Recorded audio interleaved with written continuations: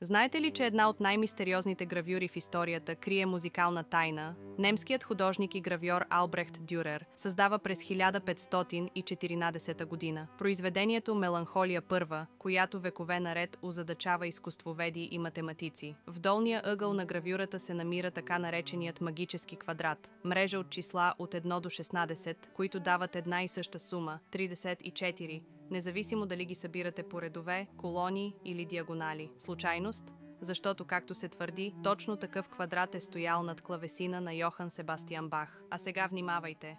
В късните творби на Бах числото 34 се появява многократно в броя на тактовете, инструментите или дори нотите в едно музикално изречение. Математика в ноти или музика в числа? Днес много съвременни композиции също използват тези принципи. Случайно ли е? Или е тайна формула за съвършен звук?